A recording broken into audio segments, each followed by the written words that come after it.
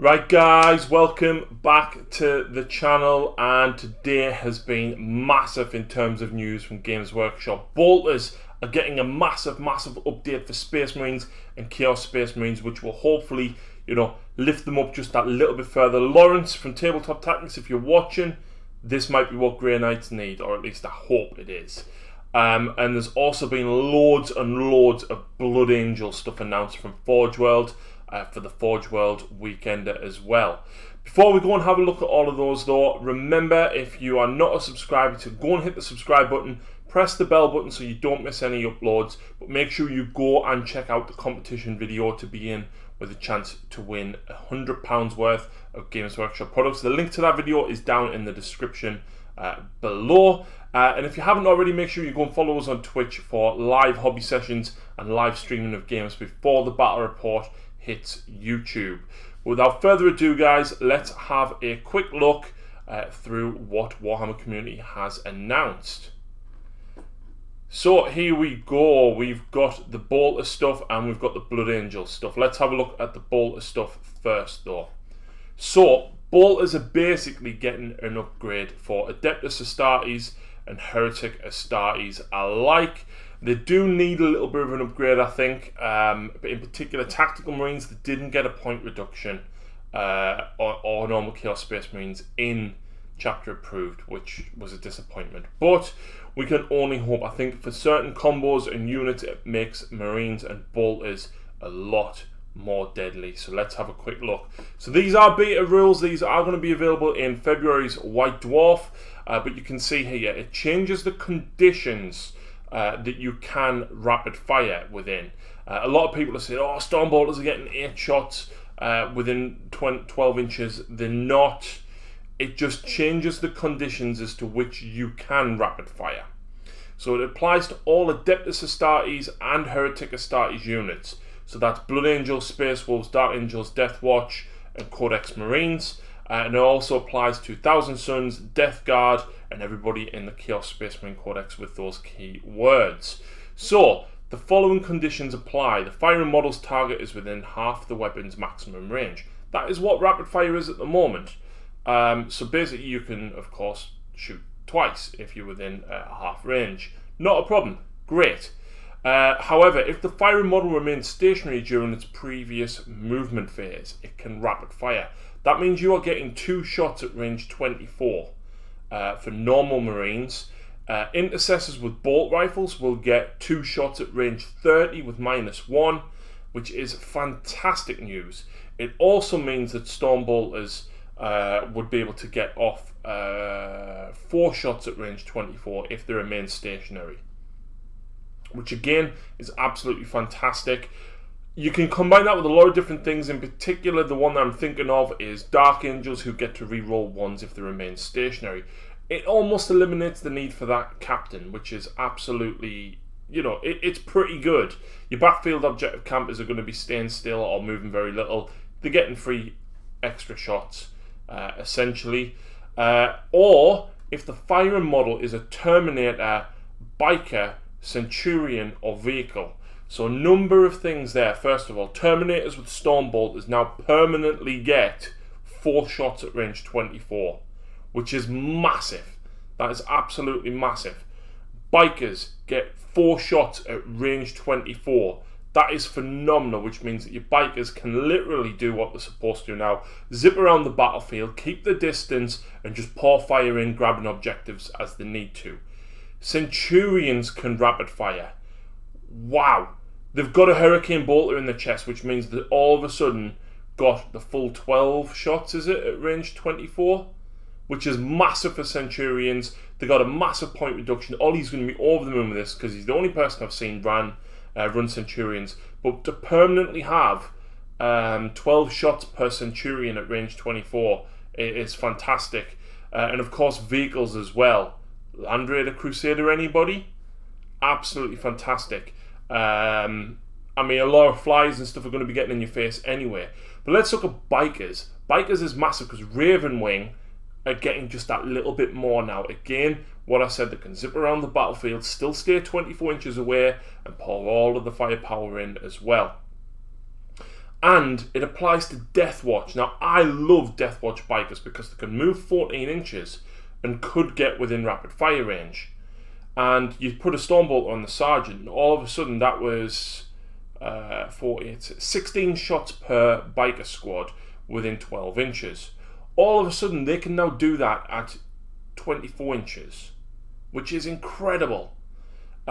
Combine the fact with obviously the very, very maneuverable and special issue ammunition, that is going to make them massive. Stormbolters, if they stay still for Deathwatch with the special issue ammunition, are going to be amazing. You know, oh, I'm going to drop me range by 6 inches, but I'm still going to get off 4 shots with a Stormbolt at range 18 with -2 AP because I didn't move. That's phenomenal. That's really, really good. Of course, Terminators and even Intercessors with that are going to be phenomenal. They're going to be absolutely incredible because they get 2 shots at range 15 anyway. All of a sudden, your Deathwatch Intercessors are staying back. They're getting 2 shots at range 30 with special issue ammunition with -1 AP as standard. Or use the -1 AP to bolster that to AP -2. That's 2 shots at range 24 with special issue at -2, or poison on 2+ with -1.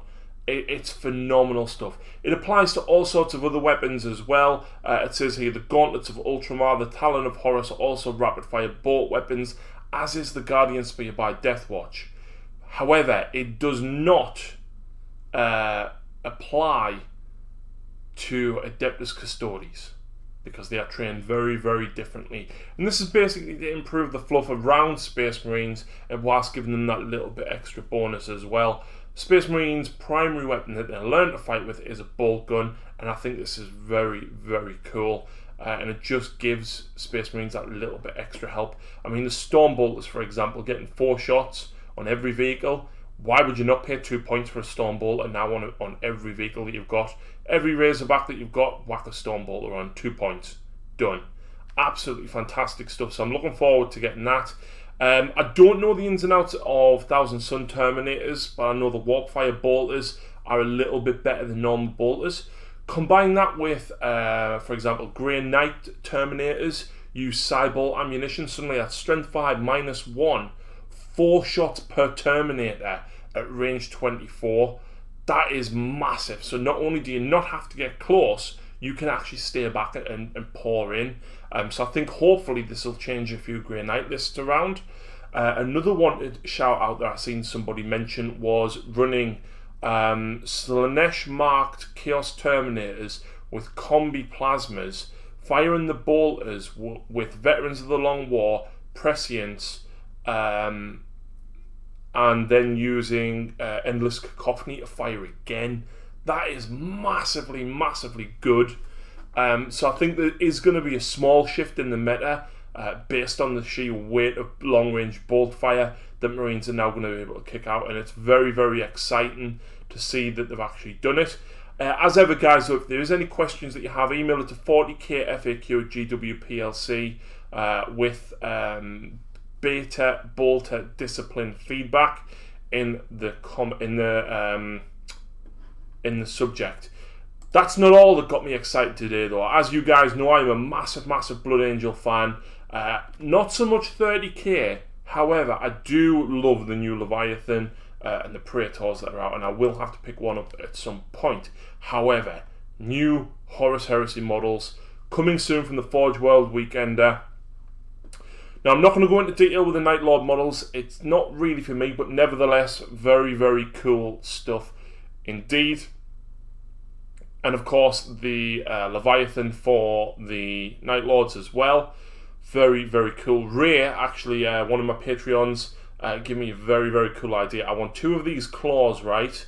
And I'm going to put it on a Redemptor Dreadnought and paint it up like a Death Company Redemptor Dreadnought. Ray, you're going to hurt me wallet when the Gene Stealer Cults is coming any day. However, Blood Angel stuff, these are amazing. So these are Blood Angel's most elite warriors, the Crimson Paladins. Think Sanguinary Guard, but in Terminator armor. Wow. Look at the iconography on them. It's very clearly Cataphractii armor, but very, very ornate. The shield is absolutely phenomenal. And the heraldry all the way around it, absolutely amazing. And I'm sorry, but I'm picking a set of these up. I don't care. I'll probably have to magnetize the arms to run them in 40k. But I mean, look, that's obviously an assault cannon, storm shields. Yeah, the swords don't really work. In fact, I don't even know what cataphractory rules are because I don't have any. But they are so cool, man. I am so excited. But that is not all. Look at the giant dildo. Nah, I kid you. I loved the Ordinatus model, okay, for the 30k mech, and I wanted one so badly, and I held out for so long. The 30k rules for, or 40k rules for my 30k mech. Unfortunately, I sold them last year. I really didn't want to do it. It's the first time I've ever sold anything that I haven't that I've painted. But this thing, this is amazing. And do you know what? I wish to God Imperial Guard could ride in this. I've got Terax Assault Drill for me Admech, and I want the Gene Sealer Cult to be able to ride in it, and because it fits with the theme, and it's so frustrating that they can't. But this, man, this is amazing. I was toying with getting an Astraeus or a Seraptech. By God, I think I want this.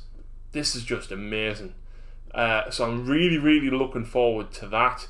However, redacted by the Inquisition, there is one more thing.